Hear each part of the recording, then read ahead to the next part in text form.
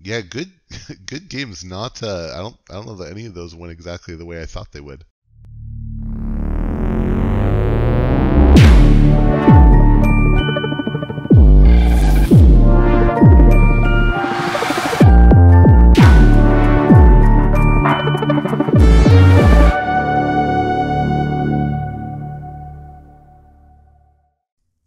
Hello and welcome to Call the Week. I am Brobnar89. I'm here with AV8R and Siaka.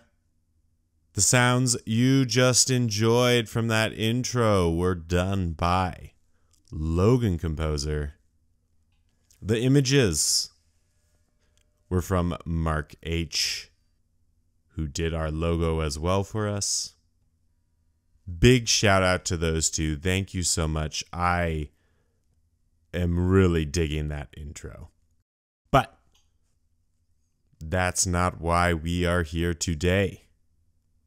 We are here to see the face-off between Pochh and ashepelev. I'm going to be producing this time around, so I will step into the background and let AV8R and Siaka take it away. Hello. Hey there. How you doing? Nice win earlier today. Thank you. The practice that you and I put in together and that some other team members put in really paid off. So, and congrats to you too on your second win of the league so far. Yeah. ABR doing pretty well so far. Yep. Very happy. Do you want to go over your 3 decks first, or do you want me to jump in with mine first? I'll get started. So I'm working with Poch's decks here. Let's see what we got. We'll start with the Call of the Archons deck. We have Olivier Amalo Castle's Commando. My attention is immediately drawn to Untamed here, where you have a 1-turn kill with the Pixies, Hunting Witches, Nature's Call, and the Choda Hazri. And I believe if you have Hunting Witch, Pixie, Nature's Call, and Choda, that will forge 3 keys. Not likely to have that all in your hand at once, but you can get some big burst there. Yeah, that's gnarly. Yeah, and then in Mars, you have 2 battle fleets, which are great. Squawker, just more pips. Crystal Hives, I mean, you could activate those. Imagine activating both of them and squawkering, and you're bursting up in Mars potentially. Logos, I see a bunch of pips. Titan Mechanics reduce the key cost, make this deck go even faster. Bouncing Death Quark for some emergencies, some creature creating big key cost, something like that. But in general, this deck just plays a lot of cards and bursts up really, really quickly. I think this deck could win any game when it high rolls. For sure. I noticed the Amber control is not super high, but it just seems like it's just speed all the way down. Yeah, they're going to need some big Amber control to deal with this. Next up, we have X Peters, Pen Please Meaningless Adept. Also looking like a very powerful deck. You have 2 Eddies and some decent archiving support. A Tautau Vapors and a Jargoggle. You know, that can drive up the cost, you know, to pretty good numbers. And then you hit them with a Graft or a Cutthroat Research, letting them do the work for you to build up your Amber. Then Saurian, we have the busted double tribute 6 Semper combo, which can gain you, let's see, 10? Because you have the pips on from the tribute, and then it's even more. So you have 2 pips from tribute, you're capturing twice, exalting, so that's 6 Amber per tribute, and then 6 Semper. So you stole 8 and gained 4, which is nuts. So that if that combo fires, it's very, very good. Mm-hmm. They could have a higher power creature to mess it up, but I'm seeing this deck archiving Saurian cards and then pulling that combo off. Right, and if you have to, to deal with their bigger creature, Axiom is potentially a way to do with that. Obviously, Phalanx Strike, and sorry about that as well. Yeah, totally. Then in Dis, see a lot of food for Eon the Fringes. Harbinger of Doom could blow up some bad board situations. I don't know. Maybe actually this is the house that goes in the archives. It's not looking that great compared to the other houses. It does have a high SAS score. What is going on with this house? It just looks like they're very good cards in this. I don't really understand the theme that well. You can get, it's a lot of utility cards. Like you can get a stop with Evil Eye. Yeah. You have the key cheat, / detonate Harbinger of Doom with the Obsidian Forge, which is great. Gleeful Mayhem for some removal. Exhume Eddie. Exhume Odoak. Exhume Dysania. Some good stuff there. Yeah. And yeah, never underrate Buzzle there. Buzzle, yeah. You can fight off some must kills, although, and not get rid of your board, because you could detonate a Harbinger as well. But yeah, the Obsidian Forge, you got to be careful though, because if they can use your artifact, they could use that to win the game on the spot and sort of steal it from you. Lastly, we have Meaningless Xavier of the Bayou. This is a mass mutation deck, and we have 2 Mark of Dis. That's a great card. Get you some turn skips. This deck is 19 pips, so I think it can go pretty fast. The Pale Star, great, useful card. So this, I think there's going to be a lot of bursting. Okay, the Relentless Creeper is enhanced. What is the enhancement on it? It is damage, so it's not the most interesting enhance, but it's okay. Then Saurian, I think, is where the theme of the deck comes in. So Amphora and Curiosaurus is a really powerful combo, combined with a lot of capturing from Spoils of Battle. You can Exalt with Defense Initiative, protect the Amber with Ludo if you don't have the Curia, or you're sending it back to the opponent. And with all the icons in this deck, you can get great mileage out of Curiosaurus. Now, if they have artifact control, or they can steal your Amphora Captura or something like that, then I think you're going to run into problems with this strategy. Finally, in Star Alliance, we have the Mutagenesis Researchers. Those are spreading pips throughout the deck. Armory Officer, 3 upgrades, no platform, so not super great, but it could get you some value. All the upgrades are in Star Alliance. You can play Explore Rover as an upgrade for that 4th draw, but yeah, I don't know. I mean, you can get some stops. The Xeno trainings work well with the Curiosaurus. Seems this deck revolves a lot around the Curia, and I wonder if it's going to have issues against artifact control. I see the creature control here is not super great. Pale Star with Dark Minion, that's a nice clear, but I don't know. This could get overwhelmed. Always interesting to see Curia with Ludo as well, because, you know, on your turn, Ludo means any that doesn't go onto an opponent's creature gets evaporated.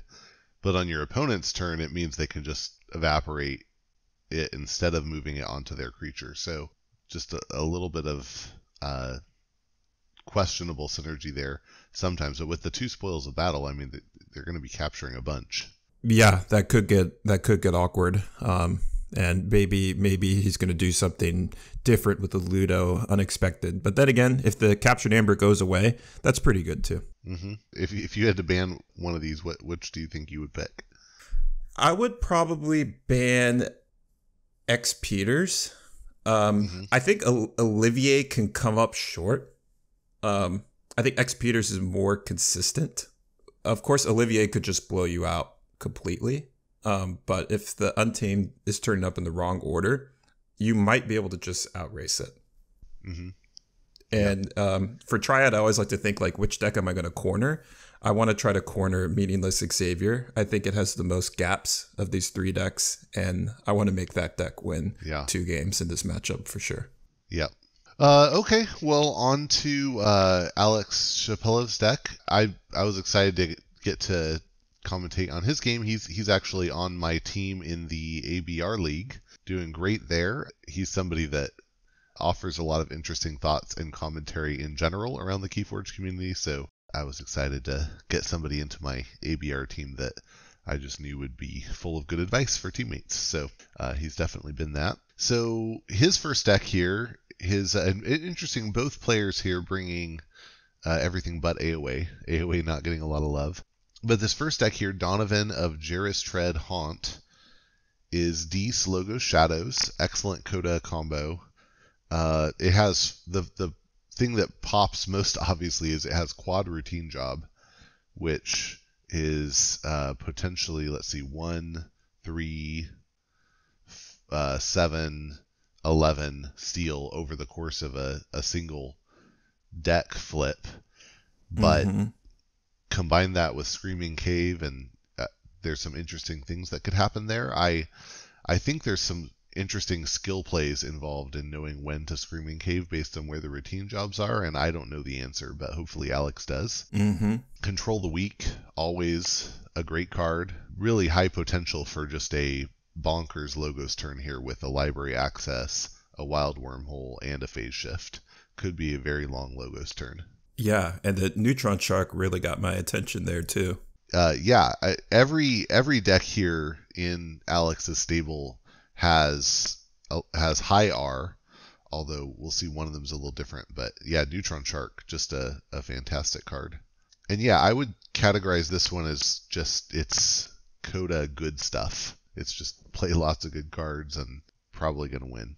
Yeah, it looks just very powerful.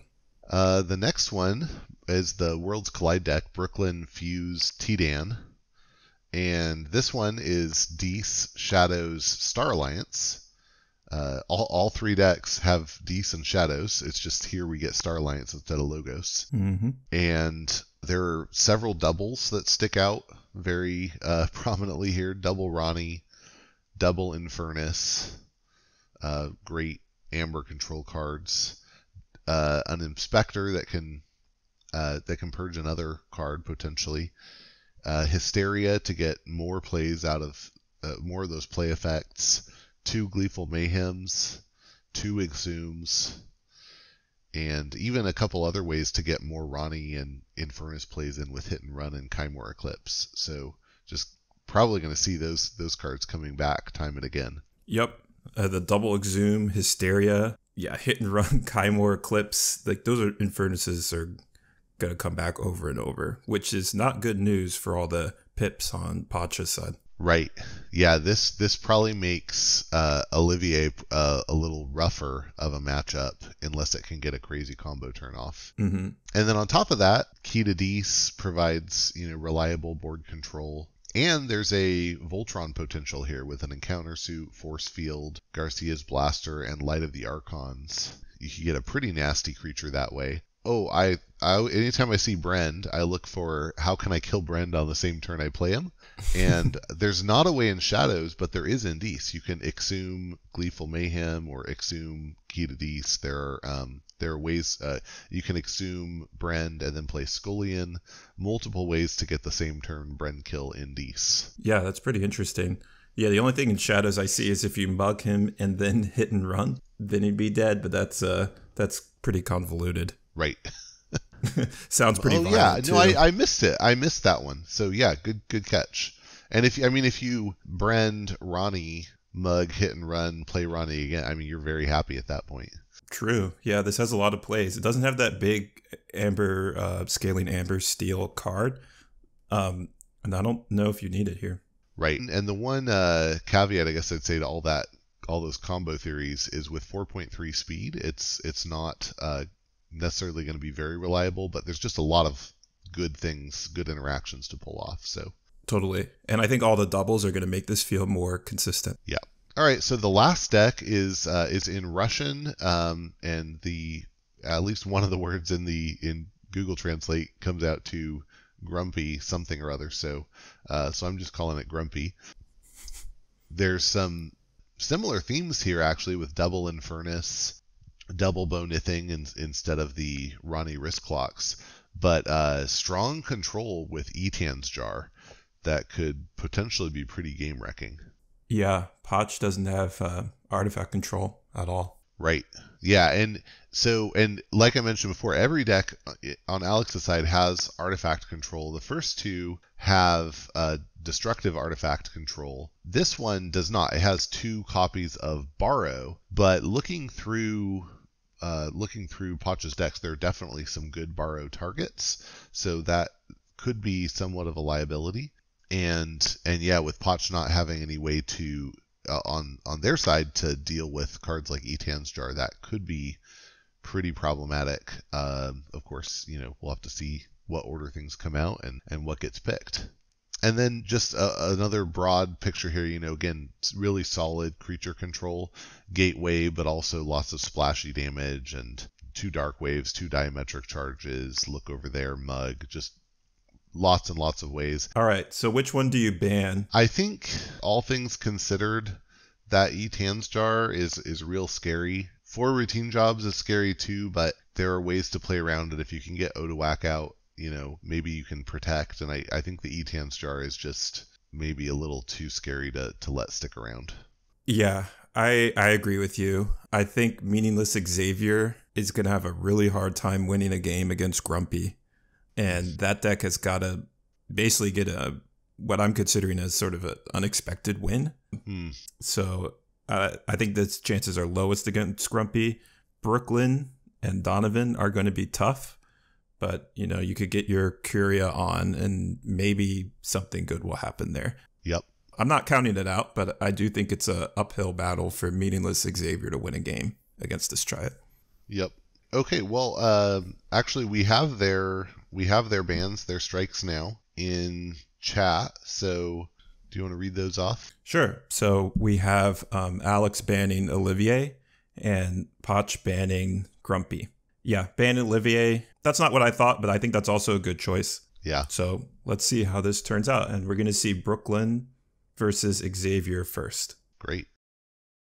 So now you were saying that you think Xavier is kind of the deck that has to fight to get a win, right? So what do you think about putting that forward first? I mean, I guess if you get the win with that, you then think, okay, well then with Peters, I can surely eke one out. What are your thoughts on that strategy? I think it depends on which one that he thinks Alex is going to pick first. So I'm guessing between the two, I don't know. I think Brooklyn is actually a worse matchup against this deck. So I think you want to play fewer games with your weaker deck if possible. So maybe leading with X Peters would be better here, but it actually just depends on the deck that the other person picks, because if you fully draw out the tree of games, like essentially you play this series in reverse. Let's say you have decks X and Y, and I have decks A and B. A versus X and Y versus B have similar chances. Maybe we'll get into that on Call of the Week sometime about the math there. Yeah, for sure. Okay, so let's jump into the game. Great. So it looks like Alex is going to get to go first, and it seems like both of them are still deciding. Alex held and Pochh took the mole. Turn 1 Bren. Interesting. So maybe he's going to Gleeful Mayhem follow up. Kind of makes it a little nervous to play Pips. Right. Yeah, he plays Garcia with a Pip and passes. So back to Alex. So his hand must have been really bad. Yeah, interesting. Maybe trying to stall to find a way to mitigate the Odawak damage, but there's not really a lot of ways to do that here, so I think he's just gonna have to take it. Maybe he wants a good mark of this target. Maybe these guys are going real fast here. We're already on turn 3. Alex with a 3 creature Shadows board and then a Kirby to boot, and Pochh with a Dark Minion out. And we're seeing the Voltron start to form here. Yeah, and he can do the Gleeful Mayhem in Star Alliance. Oh, but Kymor Eclipse. So he wanted to return Hugger Mugger to his deck. So he Kymor'd Dark Minion back, which I believe had a Pip on it. A draw, I think. And Kirby would have gotten shuffled back, but it had reaped with Force Field, giving it a ward. So there's the Infernus. Yeah, I mean, maybe he didn't have the Gleeful Mayhem, but I would have tried to use that Kymor to follow up with the Infernus later. Yeah. Oh, and he had to go Starlights that turn because of that Mark of Dees. These guys are really just cranking through here. Okay, here's the Infernus recurrences. So we've got both marks purged, Garcia, Spoils of Battle. Wow, that's a lot of control purged. Alex Yup. bursts up to 8. It was an interesting play there, doing Infernus, Gleeful Mayhem to kill the Infernus, and then Exhume to bring it back. So 2 Infernus on the same turn. Yeah, it's pretty great. I mean, Pochh had 7 Amber, now he's 1, and Alex is a key. Pale Star, Yep. Picaroon, and he discarded his Amphora with the Saurian Egg. Oh no. Ooh. Yeah, that could be. Pale Star tough. gone. He would have had that. Poltergeist. Actually, well, he didn't draw the Amphora, but yikes. Yeah, this game is going pretty fast here. Faust comes. Well, no, that's not Faust. That's Primus. Okay, so Primus is out. Gets a capture. Those are some warded. No, not a capture, but an exalt for the defense initiative. So these are some warded Saurian creatures here. Ooh, a second Gleeful Mayhem could steal more. Ouch. Yeah. Steals 3 more from the Brand, and has Key to Death on the board, which Pochh has no way to trigger it on his terms. The key is gonna fire when Alex wants it to. Yeah, so he can delete some Amber here. I mean, that seems pretty good. Yeah, 2 Xeno trainings.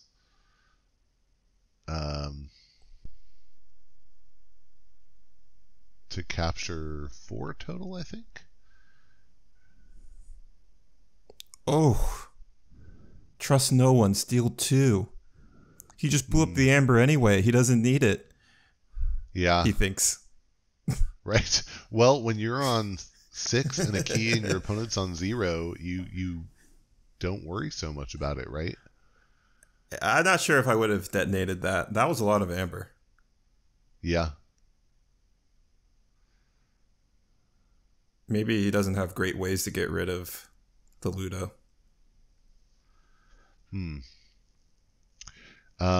So back to Alex here. Pochh's board now is an enraged Primus with an Amber on it, an enraged Relentless Creeper from the Soul Fiddle, and then the Saurian Egg sitting there doing its thing. Infernus comes out.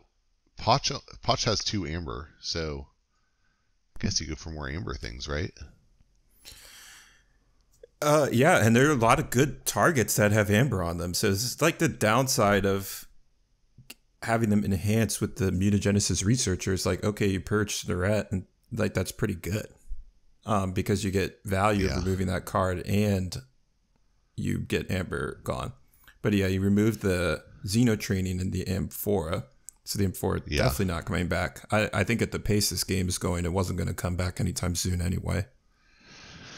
Well, no, although Pochh has 1 card left in his deck, so he's moving fast. True. And he has the board control going on. Alex gets a warded Spears, but if it's high enough priority for Pochh, he can definitely kill it. Yeah, and he finally got to 6, so he spent 2 turns, couldn't even get back on key. Yeah. But also, I don't know if he did anything that could have killed the Ludo in any of these turns. So, right. All right, Curia. Oh, yeah. There it is. Okay, this is going to be a nice stop. And Poltergeist is in the trash bin. Yep. He's not going to see that one for a while. No. Yeah, and Curia is definitely going to warp the state here a little bit. Spoil the Battle captures even more, although with only 1 Curia, if the creatures die, but Ludo's out too. A big Ludo, 8 power. Mm-hmm.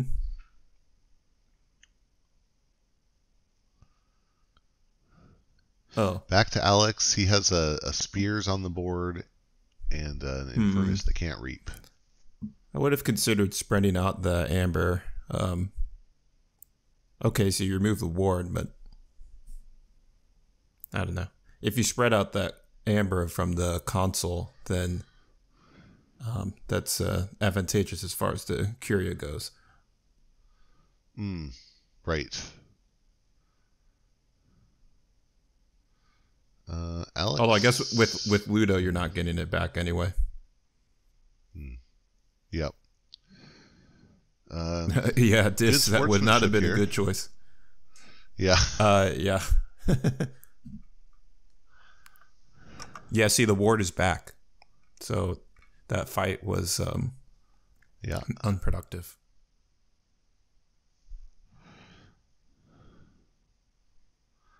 More. Okay, started one card. Huh. So it must be something important that he held.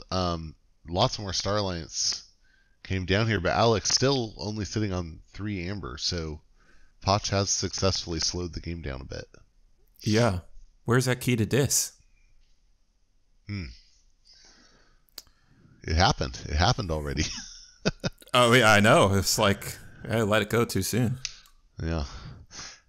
There's Obsidian Forge comes down on Poch's side. That could prove eventful later. We'll have to see. Mm-hmm. Pale Star is back out.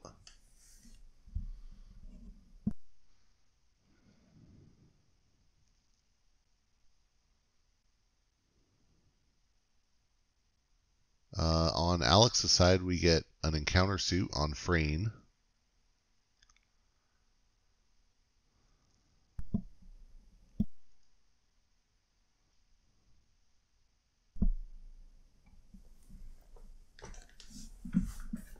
And do you think encounter suit on Frayne is the right creature here?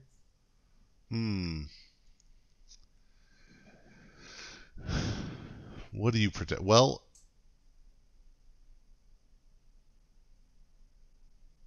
it's a good question. It depends on what your game plan is. Yeah, I guess with Curia out, she's pretty useful.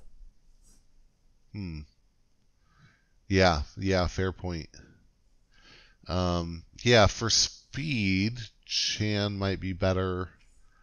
I mean, all these Star Alliance creatures are pretty high value. Yeah. I mean, it could be a case for Medic, just make your board sturdier, although the Dark Minion messes that up. Right. Yeah, he wants this Infernus at the discard so he can redraw it or exhume it. Yeah. But and maybe we've already seen Ludo dead. Yeah. Too. We've seen both exhumes already. Yeah. Well, encounter suit value. The first card to come. Interesting. The first card, the first action by Pochh is to play a survey. Yeah. Maybe you should have taken her out first. Right. Definitely an option. Although, maybe that just isn't the priority. Maybe there are other better targets. I wonder why he didn't skirmish his Dino Alien before he fought. Right. And if with the Nell, he would have drawn a card. Creature. Yeah. Interesting. Well, this game was kind of with later. Yeah, this game was kind of looking like a runaway in Alex's favor, and now it's gotten a lot tighter.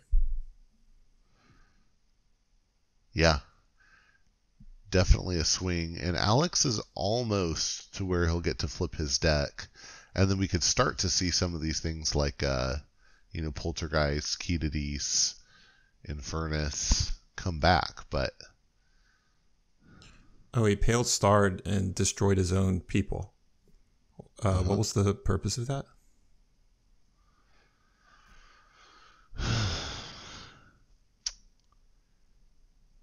I'm not sure. Hmm. Did he get a couple? Might have killed the Ingram that way. I'm not sure. I think only Frayne was still around at that point. Mm-hmm. And But Alex, we can go back and look at the tape. Yeah, Alex with a quick response there. Trust no one, Ronnie, hit and run Ronnie to back off the key, and Pochh bursts back up. Yeah. Pochh looking much more efficient. Was the purging? No, it was pretty well distributed. It was 2 in each house. So, because sometimes you over purge one house, suddenly they have a deck that's looking really efficient. Right. But he did spread it out. And, well, he mostly purged non-creatures. So now the Pochh will be able to flood the board with more and more creatures. Right. Okay, red alert. Red that alert. was big. Yeah. Yeah, the other thing I was going to say about the purge is Poch's deck has 6 draw icons, and only one of them is purged. So, so that may be contributing to why it just seems so stinking fast. Yeah, there's so many little things. Like if draw icons represent a greater proportion of cards in your deck, like you can get into more loops. Right. And he's forged a key, dumped a bunch of Saurians, did some capture. Yeah, that Frayne has her shoulders must be hurting now. She has 4 amber on her. Yeah, it's looking like she robbed the bank.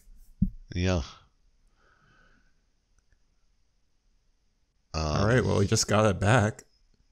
She did. Yep. Okay, I think Pochh is going to be in a good position if he can get a win with this deck. Right, sitting on 6 amber, so check for key 2. With Alex at 1 key and 4 amber, and Alex having only 1 creature on the board. It's a rough spot. How does this deck generate amber?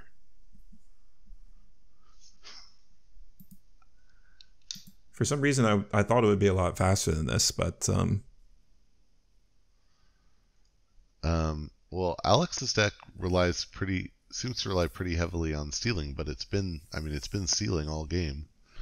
Yeah, I mean, he fired Bren twice. So I just looked over the list again. It has 9 pips in it. That's not that many. So I think this 20E score is feeling more like 15 to me. I mean, he's been trying to forge his second key for like 10 turns. For quite a while now, yeah. Yep. Pochh with 5 amber on. Ooh, so that's big. Getting a near board wipe, almost, or with a hysteria, makes the Curia not fire. And Alex didn't have creatures either, so which also would have negated the Curia, but the hysteria will do it. Yeah. And key comes back out. So there is a nice burst. Now they're both at 8, so Pochh gets the key, and now this Obsidian is dangerous. But Poltergeist, is it back in cycle? Yes. Yep. Obsidian could be a game-winning artifact on either side here. Yeah.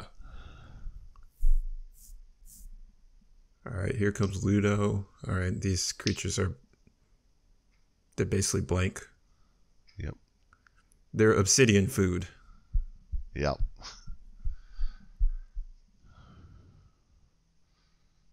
Okay, he's not even going to let it stand. Yep.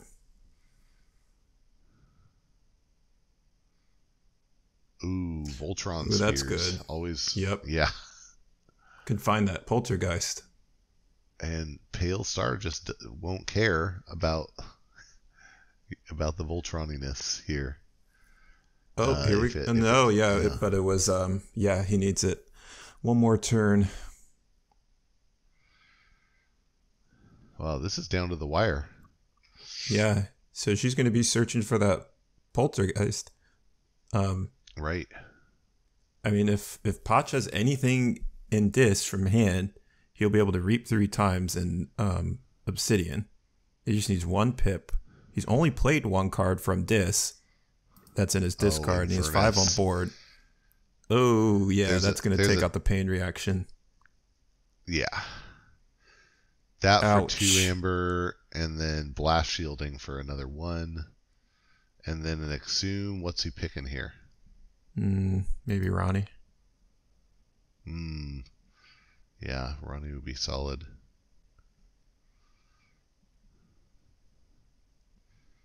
Yep. If he can go to key, we need to go to 7 to be on key because of the Snurret. Yeah. Oops. Soul fiddle that value. amber isn't getting deleted. Yeah.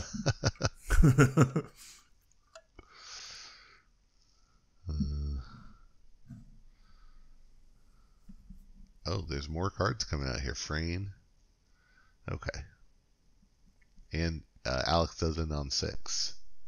But Snaret's on the board, so unless Pochh kills Snarret, we're not going to see a forge right away. Well, we could try the Dark Minion Pale Star to wipe on the other side and then delete the amber on Snarret. It's like an emergency situation. Oh, okay. Well, huh. Oh, what? Wow. What just happened? Pain reaction. Oh, they have 1 power now. That's right. Yep. And then it'll be reap. And then, action or reap. Big call here. He went for the action. Immediately killed the Sacrofiend to get the steal. Yep.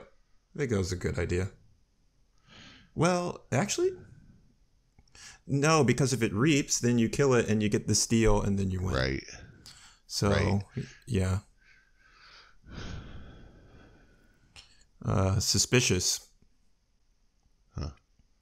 But maybe there's a greater plan. Okay. Yep. So wow.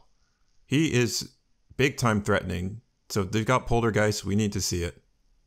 Yep.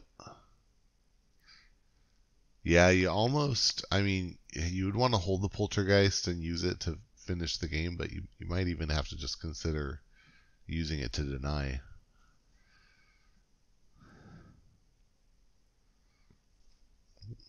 What do we still have here, though? So we're on turn 21, so this is far beyond how Keyforge games usually go. But I must say I'm a bit surprised. Xavier is looking pretty good, and I wonder if it has to do with the fact that too many non-creatures were purged. Uh-huh. Yeah, that can definitely be an issue. If you have a deck that likes to put creatures on the board, sometimes Infernus's can backfire, for sure. Yeah. I think 9 total amber has been deleted by Infernus, so that's part of what has slowed the game down. Oh yeah, definitely. Playing against double Ronnie and Brand and Infernus. Yeah. That's a slow experience. Mass Mutation's still hanging in there though. And Alex really taking his time with his turn because what's he cooking up here? Maybe Hysteria Poltergeist? No, Hysteria's already gone, right? Yep. Good question. Yeah. So 7, 8, 9, 10 cards in Dis we've seen. It's probably not going to be Dis. The Red Alert. 3 more Star Alliance. Would be, yeah. So he's probably mostly having Shadows in hand. Yeah. Kymor, right, is still... So Kymor could have a definite impact here. It's hard though, if you had a good play in Star Alliance, it could be nice because you'd want to maybe use the Garcia just to boost the key cost by 2, throw the math off.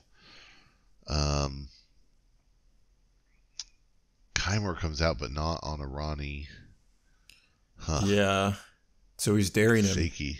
Where are the creatures at in this? He needs 2. Yeah, if he has one more creature or pip, then it's a win, right? Because Reap go to 6, and there's 5 creatures on the board. Oh no, because it's enraged. Because of the yeah. Oh, that complicates things. Mm-hmm. So I guess two pips off. Yeah, 2 pips off. Really close here. Yeah. Alex on 5 amber. Just so much of the 1 step forward, 2 steps back thing between these decks. A lot of tempo plays. Yeah, this is a great game. Mm-hmm. And it's kind of amazing. I mean, just they're slowing down now because they're trying to work out the math, but to be on turn 21 with over 11 minutes left is pretty impressive. They're averaging just barely over a minute per turn here. But just barely over a minute per turn across both players. So that's big. Oof. Ouch. Monument to Primus looking real nice. He just captured an additional because of that. Yeah. Yeah, it's always interesting when you think, okay, I could move it to an enemy creature, but that's not the right play here, because of Spoils of Battle. Right, the double Spoils of Battle. Alex got one of them with Infernus, not the other one, and that's another thing. This like when I played against Crawley in Chainbound. It's like after you purge cards, then maybe I got rid of 2 failing strikes, but then you're drawing a third one over and over. Right. Because, these artifacts are thinning the deck. All these creatures, 8 creatures on board, 3 artifacts. So he has 11 cards on the field, and then 9 are purged. So he's just recycling the same... 16 cards. Yeah, 12 to 15 cards, something like that. Yep. And, Alex had 0 amber. He needs to make a huge play. Once again, Key to Dis is not available. I think the second time he detonated it, it probably needed to happen. Yeah. Yeah, you gotta stall that Obsidian Forge as long as you can. But this Pochh's deck at this point has that feeling of inevitability behind. It's the Thanos feel going on here. Yeah. He is inevitable, even though his cards got purged. Alex has all his cards. Maybe that's the issue. Alex just not seeing the right cards quickly enough. Yeah, well, you know what did it cost him? Everything.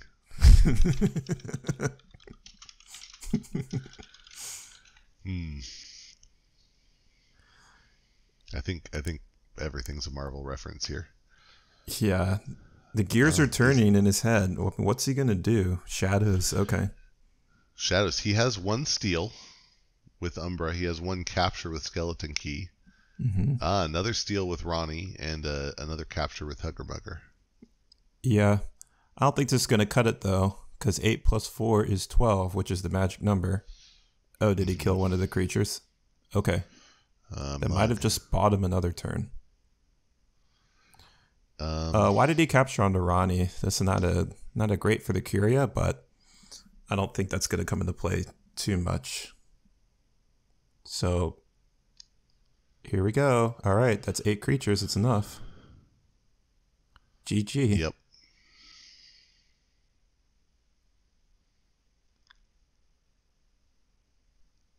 The Obsidian Forge goes sideways.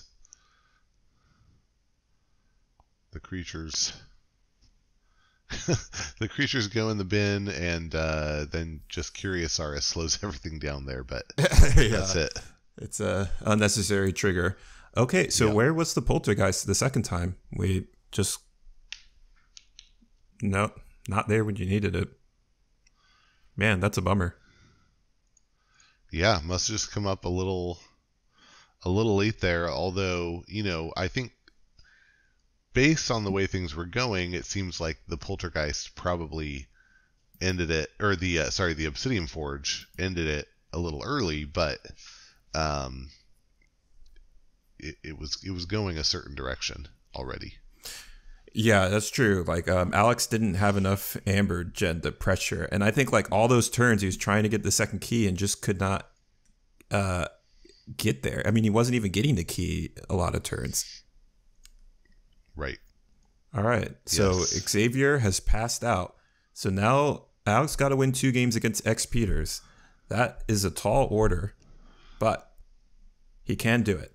Yep. I think these decks do have the tools. Yeah, definitely not impossible.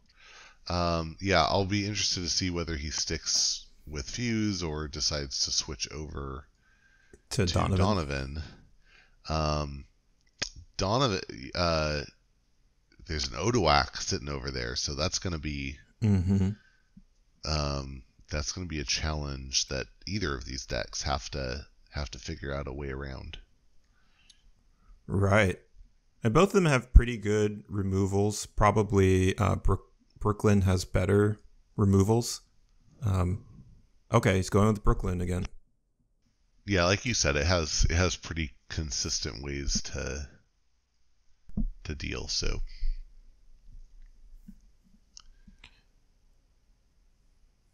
probably thinking, hey, I'll try to fit this one win in, and then we'll see how game 3 goes. It's got to be the plan. So it's going to be tough, though. Like the tribute, Six Semper. He's going to be speechless when that happens. And this deck has archiving to set it up. Not very impressive cards coming out so far, right? A Soul Fiddle and then a Brand. Yeah, Early he probably dimensional graft. He probably wanted the Soul Fiddle on the field, so he never has to see it again. Right. Okay, so he stole 3. Okay, very good. Yeah, Scullion on Brand and then Exhume the Brand again, and there's a Key to Deece on the board. That's a pretty cool turn. Right. And X Peters, no artifact control either, so this key can go off whenever he wants. Yep. And Pochh tossed Graft because, well, he saw that this deck can't burst, so probably doesn't need it. Right. Interesting putting Harbinger out, because that gives if Alex wants to blow up the board right now without using the key, he can do it and save the key.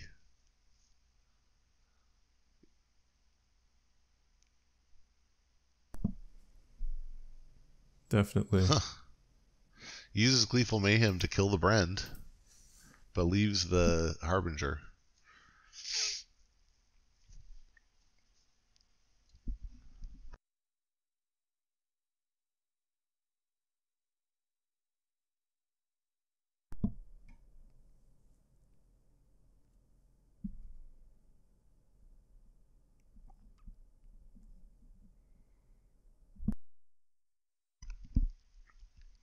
Failing Strike does damage to his own Rhetor. I think that's a misplay. You usually want to play the Failing Strike early. I've made that mistake a lot of times, or maybe he's thinking of something I'm not. Garcia comes down with Light of the Archons and Force Field. So would you have just discarded the strike there? No, I think the play is because he used Sorry About That on his own Harbinger to. Oh yeah, to just play it before the creatures. Yeah, that was probably just a blunder. Yeah, like again, one I've made many times. So. Oh yeah, we've all been there. All right, so he's gonna make him. Oof, I think this might be a Six Semper. Mm, that could be pretty devastating.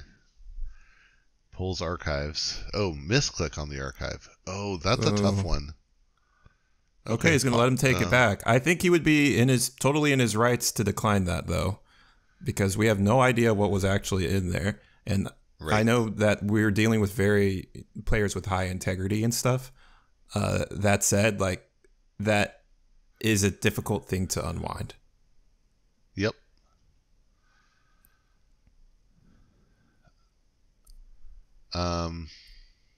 Well, that's all right. Favor on Rhetor. Okay, increases the cost, so he spends all 9. He could have held him off if he'd wanted to exalt the Rhetor as well, but chose to just make him spend it all. Yeah. I think losing essentially just lose 3. That's pretty good. Because this deck does have trouble with the burst, as we saw. And Tribute 6 Emperor is still a thing. Okay, so the spider's going to be nasty.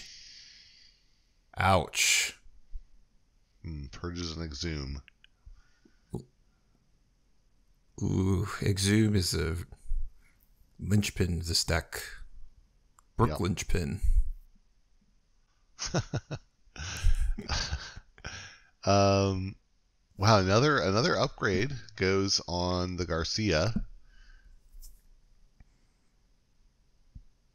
I mean, that is a strong Garcia right there. Cleans up the board. I just see these creatures like disappearing. It's like they're all just getting capped with this blaster. Right. Yes, it's a sad day. It's a sad day for those creatures. And again, here it's interesting because at this point Alex really has the board control going and has the key to D sitting there in the background, and again, it's not going to fire until he wants it to. So a lot of he really does have control of the board situation right now. Yeah. So maybe we're going to see some eddies come. No, we are not. Well, it's when you have those 4. Well, he only had 3, but now 4. Star Alliance creatures. It's hard to justify going a different direction, I think. Yeah. Can he even blow it up? It's not looking like it. No. Uh-oh. I think Alex may just want to ward up here. But he was just in Star Alliance, wasn't he? Maybe not too productive. But he does it again. He's going to do it, yeah. You could just ward up and then kill the Harbinger, and it doesn't look like that's what he's doing, but you definitely could do it that way and just lose a couple creatures but have the Harbinger gone. Mm-hmm. But yeah, it's a pretty strong board situation here. Yeah, he's just making the Harbinger. Now it's like you're in trouble either way. I mean, so he can go out of his way to blow it up and like barely accomplish anything, but if he plays more creatures, then now he's under threat from his own Harbinger. Right. And that Garcia bursted the cost again up to 8. So even though Pochh is sitting on 6 amber, he still doesn't get that first key. Oh, second Harbinger. So that is going to be a full board wipe there. Yep, that double Harbinger rules puzzle. Yeah, don't. I have nightmares about that. More because of making a mistake and understanding it than anything. Oh goodness! But Alex with the second key and then answering with a Ronnie and then a Trust No One to take Pochh down to 5 and then capture another one with Skeleton. This is bad. Yeah, that was a heads-up play by Alex. I really like that decision to ward up the board because he saw that Pochh played the Harbinger and did a pretty sorry turn, so he must care a lot about removing them. So he's like, you're not going to get what you want. And apparently Pochh really, really wanted the board gone because he dropped the double Harbinger and lost tempo. And then he got Trust No One and Ronnie all over the place. And we need 6 cent per tribute stat. Yep. Like, Takes him he's down to 4 flatlining. again. Goes to 7. That's real rough. Oh, there's Odawak. Here it tribute. is. Yeah. Hopefully both of them. Second tribute. Yup. No scaling steel. Oh, he's gonna go to 15. And there it is. Wow. Dang. Ooh. There's his ace. Yep. He didn't flip deck. Oh. Oof. Ouch. And here comes Infernus. Oh, the tributes. Well, yeah, that was going to be a one-trick pony for sure. Yeah. There goes his other massive steal. So Alex wants to burst. Oh, my goodness. Oh, wow. Hysteria. And so he's going to get to play the Infernuses again, and then he has Ronnie, too. So, Yeah. I mean, it's just dismantling. I think I would just be Deck purging Amber Control here because he's going to be at 7 next turn. So you can hit him with a Ronnie. Sure. Like to not... I mean, he's going to have 9 between the Skeleton Key and the Ronnie. Yeah. Something to be a little careful of here. As I look at the purge pile, it's 5 Saurian cards and 3 Ds. And oh, okay. We could be heading into an Eddie lock. Yeah, that's going to mean a pretty efficient Logos. But he does have the key to cards. Yeah. Does have the key to this though. Yep. Maybe he wants to purge some Logos here. Because he got Exhume, right? On the other end? Yeah. Yeah, yep. Correct. So if those Eddies are dead, they're not coming back. There's no not finished with you.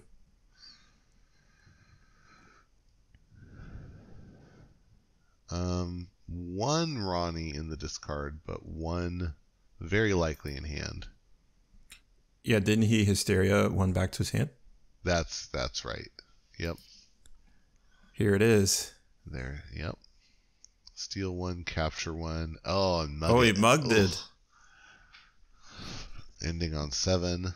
Yeah, Graft useless, Cutthroat Research useless. His Amber Control and Logos is nil. He cannot stop a key anymore in Logos. Okay, Red or Gallum.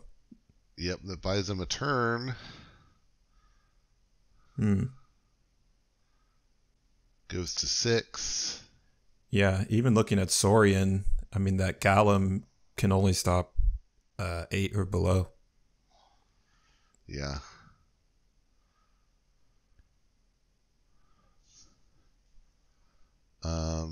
Dump Star Alliance cannot stop the Forge, so Pochh does get key 2 here.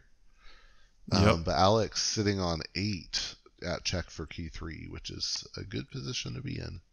Retor could still buy another turn, but then you wonder how far that can take him.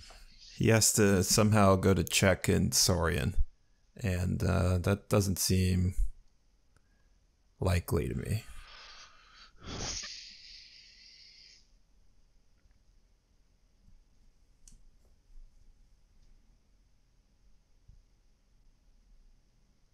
Yeah, not a lot of options here. Is Evil Eye gone? Evil Eye's gone. Yep. So he took out all the Amber Control. Yeah. Logos, we know that's not going to cut it, so this is a garbage time turn.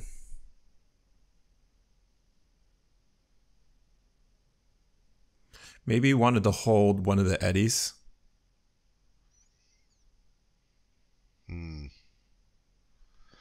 Yeah. Because, if you drop the Eddie right here, and he played the Cutthroat and all that stuff, then he would have a stop. Right. he'd be a little closer, but Yep. all right. On to game 3 it is. So this time it'll be Donovan, the quad routine job deck, against Peters. This is very exciting. And I think Worlds Collide is, it seems like it was built to counter Coda. So let's see what like top of the line Coda can do against top of the line Saurian and key cost increase shenanigans. Yeah. Definitely the shadows, I think is, you're going to have to be looking the whole time at, okay, how do I make sure I don't get Odoac locked? That's a big threat. And then you definitely don't want to see that Saurian shenanigans again. And here there's no purge, so if he cycles the deck, he could do the Saurian trick twice in the same game here. Yeah, and Pochh has got purge actually, so he can take out control the weak. And what else is in Dis that we care about in Donovan? Poltergeist, Shackles. This house actually doesn't look that super like high end actually. Gateway. But there are some nice targets for the spider. Yeah. But of course, he can't go overboard because then he's getting routine jobbed over and over. But hey, a warded Odoac can survive a lot. Yes, it can. Yep, and if you can protect that. Yeah, behind a Titan Guardian, the gateway's purged. Oh boy, that's pretty much a wrap, other than the Neutron Shark. Yep. So gateway to Dis, a big purge target here. Yeah. All right. Alex takes back control of the board here. Man, interdimensional graft coming out early again. That hurts my heart. Yeah, discarded it.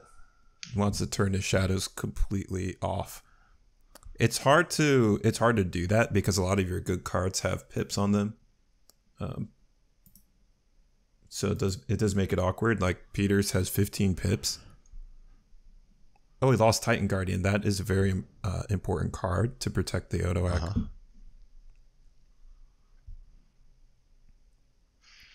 Schuler for no value and Poltergeist his own Screaming Cave. Okay. Interesting. I guess I mean the way I read that is he just doesn't see Screaming Cave as a critical part of the deck, so that's fine. Oh. Yeah, because it's in the trash. Okay, he's giving library access. Yeah, library access gets the phase shift involved. Did he use the phase shift? Oh, yeah, he uses it for Dust Imp. Wild Wormhole plays Shaffles. Ooh.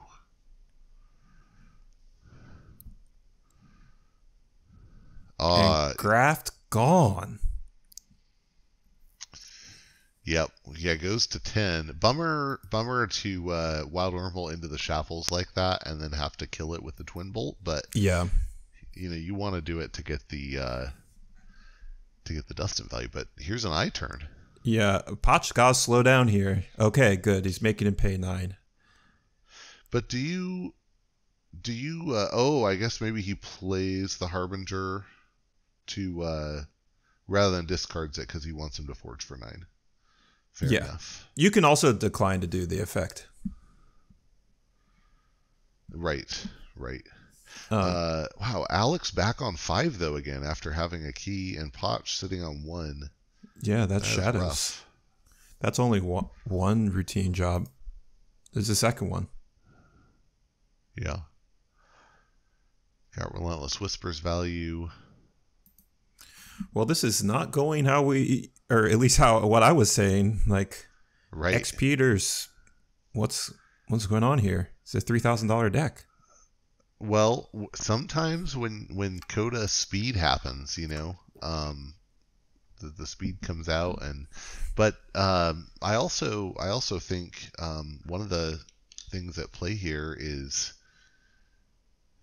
just a deck speed issues too, right? If Peter's 9 efficiency is good, but it's not super high, so if it's not getting the tools it needs at the right moment, it's just having a rough time. Although Edai is a stop here with 2 cards in archives. That's a good stop. All right, 11 cards left in deck. We still need to tribute 6 Emperor. This would be the perfect time to do that. I would tend to almost thank my opponent for discarding my Misery Exploit. Yeah, that might be the worst card in the deck. There's one in Guru. It's pretty useless. Occasionally, I can like randomly get a big burst, but almost always it does nothing. Yeah. Okay. That is not the turn he needed. Gleeful Mayhem takes out the Pit Demon. Soul Fiddle hits the board. Not a fast turn there. Alex probably feeling pretty good. Yeah, although he takes a slow turn too. Titan Mechanic and Mother. So you're kind of trading a couple slow turns there, just gearing up, I guess. But he locked up the second key. Like that was big. Yeah. Like that. Yeah. That 8 Amber could have become 0 if he had the right Saurian cards. Right. And this deck has Donovan has Effervescent Principle. And that, I guess, routine jobs, steal a lot. Could still be a thing. Yeah. Yeah, there are definitely decks that can come back from being way behind like this, but and the trick that maybe could do it here is those Saurian games, which looks like are distributed between the hand, deck, and archives, so that's good. Yeah. Odoaka no-show here. We really needed him, and he did not step up. Yes, he was scared, but just missing from the game. Yeah, Alex going to check, but only because of Titan Mechanic. So we'll see. Pochh could capture or steal some, or kill the Titan here he Mechanic is. in it. Yeah, there's Odoak. Sorry about that. It's so late. Yeah. It doesn't feel good to use it on Titan Mechanic, although there's the Tribute 6 Emperor. Has he played the 4th routine job? Interesting. He played Ancient Power after 6 Emperor the Odoak. You could ward it and then... Yeah, that made no sense. He could have warded it, 6 Empered it, and then... Favor of Rex wouldn't matter at that point because there's no Amber. So, yeah, I don't know. A little rough. Maybe a little flustered. Yeah, that happens. You go on tilt. Yeah. Maybe... No, I mean, I just can't. There's no reason to do that.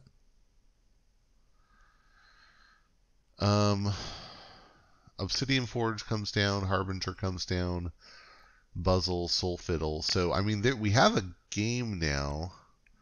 Yeah. But Pochh still just on check for key 1, which is not where he wants to be. And yeah, I don't know. He should have 10 Amber, and Alex should have 0. Like that's a tough pill to swallow. But you got to keep going and keep playing. Yeah. Alex took that turn to play routine job, discard a couple cards. Yeah, that's a sad time. Sad thing to be on the bad end of.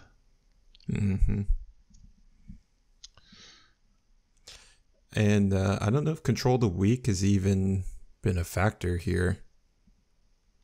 Probably going to try to close out the game with that card. Yeah. Oh, Neutron Shark is brutal here. It takes the Obsidian Forge off the table. Yep. What else? Gruesome. Oh, kills the Harbinger. Oh, there it is. Oh, control the weak. And ends on 6, but with control the weak into D, what are the options? He could have I. That seems a little dangerous to me. Yeah, I would have said logos. Well, he has 8I too, so... Yeah, but you can make him go away. Well, yeah. Right. I guess this was the... Yeah. You could get unlucky with any call there, I guess. Oh, yep. Well, it worked out. Yeah, I guess there are two Eddies and there's only one E, so maybe the odds were better. I mean, Evil Eye's the stop, but it's like pretty weak stop. Right. Wow. Okay. Those are good good games. Not I don't know that any of those went exactly the way I thought they would. No. Xavier won a game and X Peters didn't. That is the opposite of what I thought was going to happen. Crazy. Yep. All right. I wonder if we'll be able to talk to the players. Hey guys, how's it going? Hi. Hello. Cool. So that was a great series. It was really entertaining to watch. Just to kick it off, what led to the band choices that each of you did? Let me start. We tested all matchups, and when we tested against Pochh Worlds Collide deck, I don't remember its name.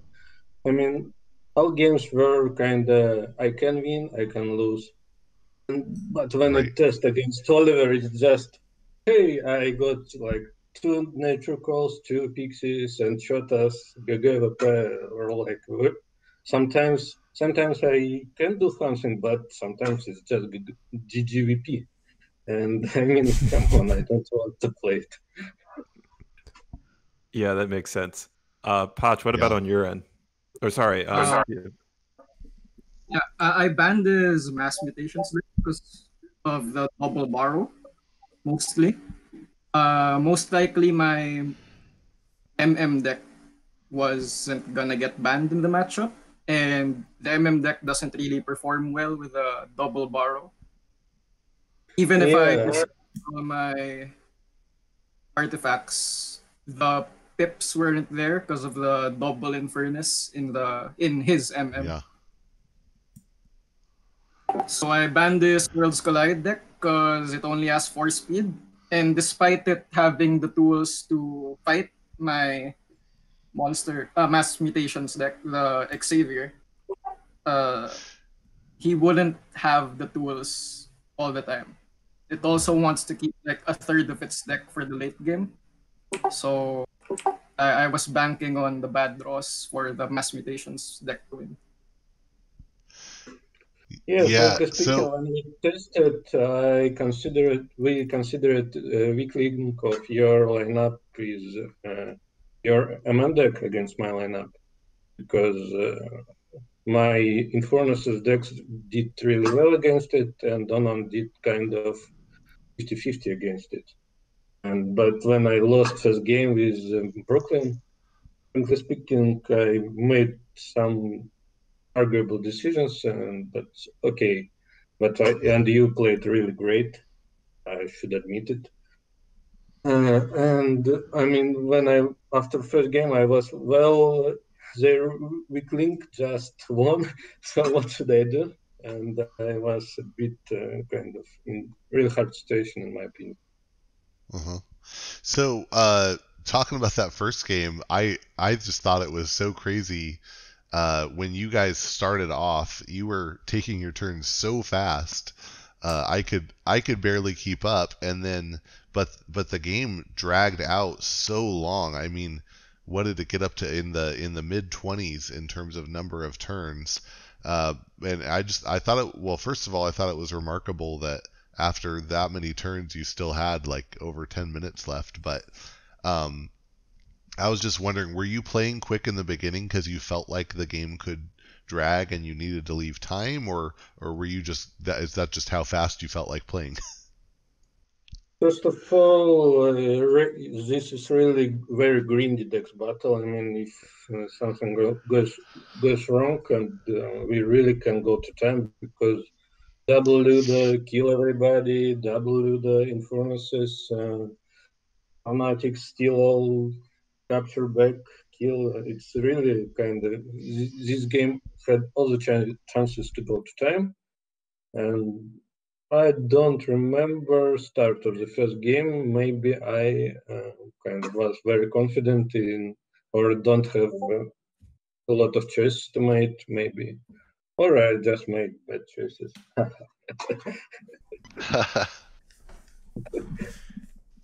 Yeah, so before the series, we had a similar assessment to you, Alex. Like, we were wondering, like, it looks like Xavier's has to win a game. And so when it won the first game, it's like things are looking pretty good. So how did both of you feel about how, I guess, Pochh, like how X Peters was performing in game 2 and game 3? Game 2, if I remember correctly, I did a mulligan for a 5-card hand.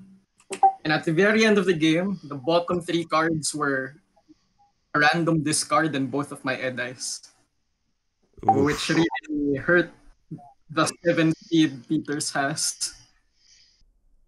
Also, I want to add that I was very happy when I saw you discarding your graft in first turns. I like, woohoo! I mean, graft is really pain in the ass. So when I tested both matchups, and no graft, I'm free. Let's go. That was my feeling both games. Yeah, that happened both games, and it was painful to see that happen twice. Game 2, my speed was really lacking, so I couldn't really afford to keep a card, even if it was graft. Right. For game 3, I wanted to draw out my options early. And yeah, even with the discard in the mid game, my draw stalled. Yeah, and even if he was happy to see graft go away, that doesn't mean that playing it and discarding it was the wrong decision. But yeah, that was a really fascinating series. Like these decks, like when we were looking at them, were like really, really impressive. Just so many different threats and combos. Yeah, I don't think any of those went. Yeah, none of those went exactly the way I thought. So very, very well played to you guys. I think you were. You seem to constantly be finding new angles and new ways to try to get the most out of your decks there. Yeah, and I think there were some brilliant plays on both sides. Like I liked in game 1, Pochh, how you really just had this air of inevitability with the Obsidian Forge and big board, and then Alex, in game 2, there was this turn where he dropped the Harbinger and you warded up your board because you realized that, like, obviously he has a problem with the board, and so you basically made him take like 2 ineffective turns. So I thought that was pretty cool. Yeah, there were a lot of good plays here. Yeah, it's so much fun to watch these games at high level. Sure. Well, that's it for today. Yeah, thanks guys. Yeah, enjoy the rest of your day. We'll be going to bed, but thanks for letting us comment on your game. Good night. Cool. All right. Well, Shaka, any closing thoughts on this? I'm having a lot of fun. I mean, that's my biggest closing thought. Got to see some pretty interesting decks and plays. Yeah. I would have loved to see. I think I would have loved to just see Olivier do its thing. So, but no question about whether that was the. That seemed like a pretty good call on the strike, even though I think it's not what we would have picked. It worked out pretty well, so hard to argue with those results. Yeah, I mean, I can totally see the logic behind banning Olivier. Like for me, it's like very close choice between those two decks. I think it seems like X Peters low rolled a little bit. Yeah, but also, Alex playing great against it. Yeah, I think Harbinger is a tough card to get to work right for you, and we saw that here. and it just struggled a little bit to use those effectively. But I think that is that's part of the design of that card, and just needed some of those other combos to pop off a little more than they did. And sometimes it's just that little, whatever little edge you can get is what swings the game. So there you have it. Absolutely.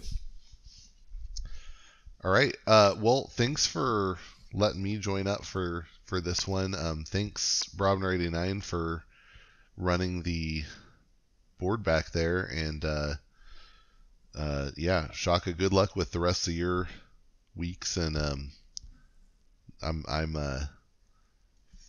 filled with dread and excitement about when we end up matched up. So I'm very excited for that game. Yep. Just excited about Keyforge. Yep, for sure. All right. Well, Cool. It's great having you on here. Well, thanks everybody. Get on and play some Keyforge.